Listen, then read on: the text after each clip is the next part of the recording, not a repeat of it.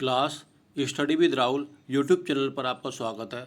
Uttar Pradesh special में आज का हमारा टॉपिक है महाजनपद काल और इसके बाद में हम वन्यजीव अभ्यारण्य का अध्ययन भी करेंगे। क्लास बौद्ध धर्म जो था उसमें बौद्ध ग्रंथों में जो क्या है अगुंतर निकाय है और जैन ग्रंथों का क्या है भागवत सूत्र में 16 महाजनपदों का क्या है उल्लेख मिलता है। क्लास 16 महाजनपदों में 8 महाजनपद कहाँ पर है? उत्तर प्रदेश में स्थित है। उत्तर प्रदेश को प्राचीन में मध्य देश के नाम से भी जाना जाता था। क्लास जो ये महाजनपद थे उत्तर प्रदेश में 8 कौन कौन से हैं? पांचाल है, कुरु है, वत्स है, शूरसेन है, कौशल है, मल है, काशी है और चेंदी है। आइए क्लास हम देखते हैं इनको। जो महाजनपद काशी है इसकी राजधानी क्या है? वाराणसी। वाराणसी और इसके आसपास का क्षेत्र जो था वो काशी महाजनपद से संबंधित था। पांचाल की राजधानी क्या थी? कंपिल थी जो फर्रुखाबाद का क्षेत्र है, और अहिछिद्र थी।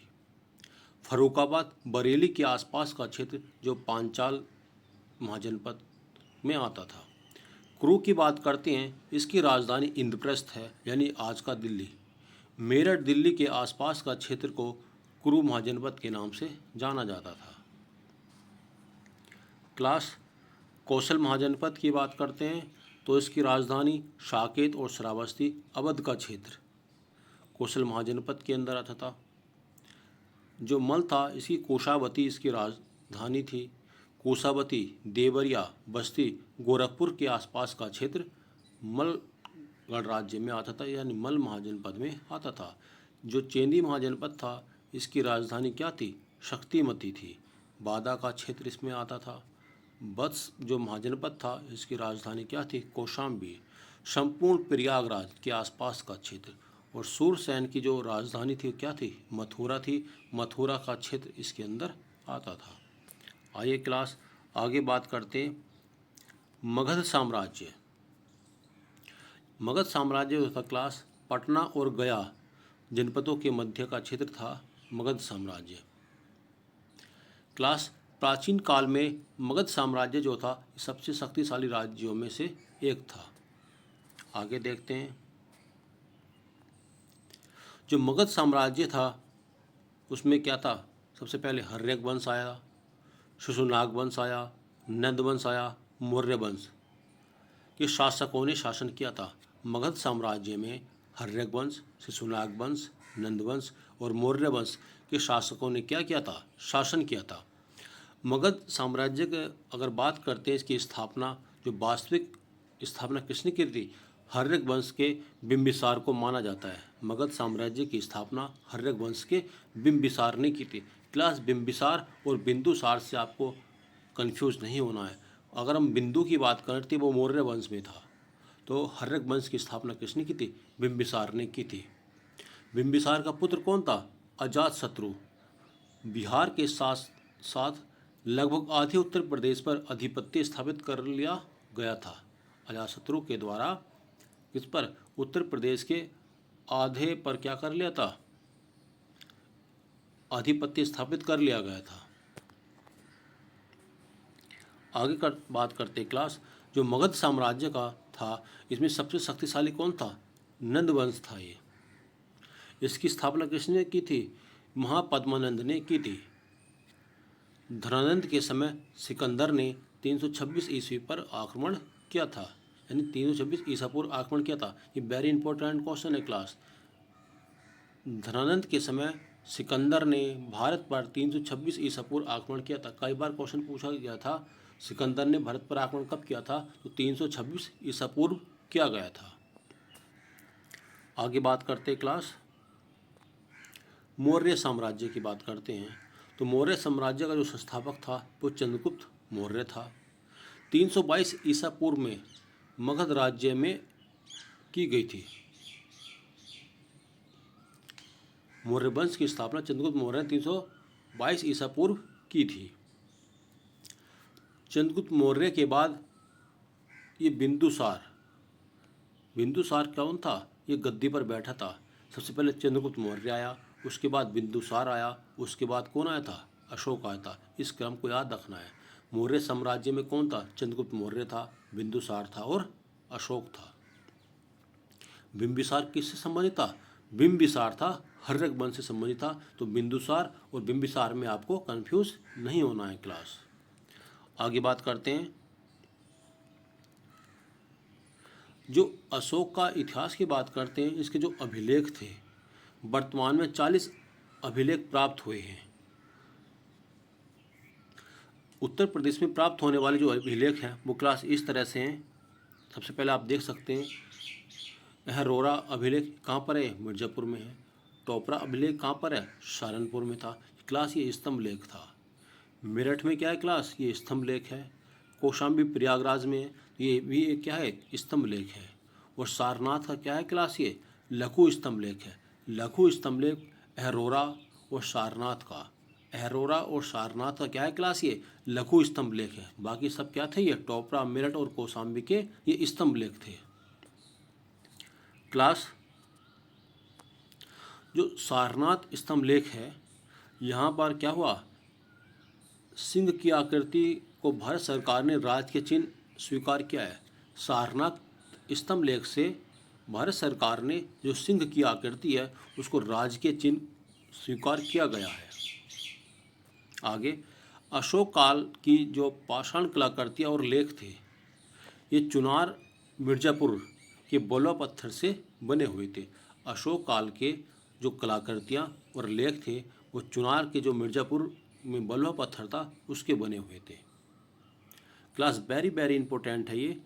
जो मेरठ और टोपरा के स्तंभ लेख थे, इनको फिरोज शाह तुगलक के द्वारा दिल्ली में कौन लाया था? मेरठ और टोपरा के स्तंभ लेखों को फिरोज शाह तुगलक के द्वारा दिल्ली में लाया गया था। कौशाम्बी स्तंभ लेख को अकबर के द्वारा इलाहाबाद के किले में स्थापित किया गया था। क्लास इस पॉइंट को आपको याद रखना है। मेरठ और टोपरा के जो स्तंभ लेख थे फिरोज शाह तुगलक दिल्ली लाया था। कौशाम्बी स्तंभ लेख अकबर के द्वारा इलाहाबाद में स्थापित किए गए थे। और गोरखपुर से प्राप्त सोहागोरा स्तंभ लेख, जो सोहागोरा ताम्रलेख था क्लास, मौर्य काल में अकाल के समय जनता को अनाज का वितरण किया गया था। क्लास जो गोरखपुर के सोहागोरा ताम्रलेख था, इसमें अकाल के समय अनाज का वितरण का वर्णन किया गया था। आगे देखते हैं क्लास। अब हम वन्यजीव जो बिहार है क्लास, इनका हम अध्ययन कर लेते हैं। यानी हमारी रिवीजन क्लास है, हमने इसको पहले ही आपको डिस्कस करा दिया था पहले। आइए क्लास देखते हैं। बिजनौर का क्या ये अमनगढ़ टाइगर रिजर्व है। बिजनौर में क्या है? अमनगढ़ टाइगर रिजर्व कहाँ पर है? बिजनौर में है। क्लास हस्तिनापुर वन्यजीव विहार जो है ये कहाँ पर है? मेरठ में भी है, ये बिजनौर में भी है, अमरोहा भी है और हापुड़ में भी इसका विस्तार यहाँ पर क्या है? हस्तिनापुर वन्यजीव विहार का इसका विस्तार है। ये भारतसिंह अभ्यारण्य के लिए भी जाना जाता है। क्लास पीलीभीत में क्या है? पीलीभीत टाइगर रिजर्व है। लखीमपुर खीरी की बात करते हैं, दुधवा राष्ट्रीय पार्क है। किशनपुर वन्यजीव विहार है और दुधवा टाइगर रिजर्व कहाँ पर है? ये लखीमपुर खीरी में है। कतरनिया वन्यजीव विहार कहाँ पर है क्लास? ये बहराइच में है। कतरनिया वन्यजीव विहार कहाँ पर है? ये बहराइच में स्थित है। क्लास बात कर लेते हैं, सोहेलवा वन्यजीव विहार कहाँ पर है? बलरामपुर में है। सोहेलवा वन्यजीव विहार कहाँ पर है? ये बलरामपुर में है। सोहागी क्लास ये याद रखना, सोहेलवा बलरामपुर में और सोहागी ये महाराजगंज में है। सोहागी वन्यजीव विहार कहाँ पर है? महाराजगंज में स्थित है। और कतरनिया कहाँ पर था क्लास? ये बहराइच में स्थित था। ये क्लास वेरी इंपॉर्टेंट है। कछुआ वन्यजीव विहार कहाँ पर है? प्रयागराज में है। क्लास कछुआ वन्यजीव विहार कहाँ पर है? ये प्रयागराज में है। चंदौली में चंद्रप्रभा वन्यजीव विहार है। चंदौली में चंद्रप्रभा वन्यजीव विहार है। क्लास सोनभद्र में कौन सा है? कैमूर वन्यजीव विहार। कैमूर वन्यजीव विहार कहाँ पर है? ये सोनभद्र और मिर्जापुर में है। चित्रकूट में बात करते हैं तो चित्र किसका बनाते हैं हम? रानी का। रानीपुर वन्यजीव विहार कहाँ पर है? चित्रकूट में है। रानीपुर वन्यजीव विहार कहाँ पर है? चित्रकूट में स्थित है। क्लास ललितपुर की बात करते हैं तो महावीर स्वामी वन्यजीव विहार है। ललितपुर में महावीर स्वामी वन्यजीव विहार है। आगे देखते हैं क्लास, चंबल में कौन सा है क्लास? चंबल वन्यजीव विहार कहाँ पर है? इटावा में है। चंबल वन्यजीव विहार कहाँ पर है? ये इटावा में स्थित है। क्लास उत्तर प्रदेश का एक राष्ट्रीय पार्क कौन सा है? दुधवा राष्ट्रीय पार्क है। उत्तर प्रदेश में एक राष्ट्रीय पार्क है, वो कौन सा है? दुधवा राष्ट्रीय पार्क है। ये बताना है क्लास कहाँ पर है? लखीमपुर खीरी में स्थित है। ये पॉइंट आपको याद रखना है। क्लास कुछ और क्वेश्चन पूछ लेते हैं। राजस्थान के साथ सीमा लगाने वाले उत्तर प्रदेश के कौन से जिले हैं? ये आपको बताना है। राजस्थान के साथ सीमा लगाने वाले उत्तर प्रदेश के कौन से जिले हैं? आइए क्लास कुछ बात कर लेते हैं। सोनभद्र के साथ कौन कौन से राज्य सीमा लगाते हैं? तो मध्य प्रदेश, छत्तीसगढ़, झारखंड और बिहार हो जाएगा। मध्य प्रदेश, छत्तीसगढ़, झारखंड और बिहार क्या है? ये 4 राज्य उत्तर प्रदेश का जो सोनभद्र जिला है इसके साथ अपनी सीमा लगाते हैं। यहीं पर बात करते हैं क्लास नेपाल के साथ। नेपाल के साथ कौन कौन से राज्य सीमा लगाते हैं क्लास? उत्तर प्रदेश कौन कौन सा जिला सीमा लगाते हैं?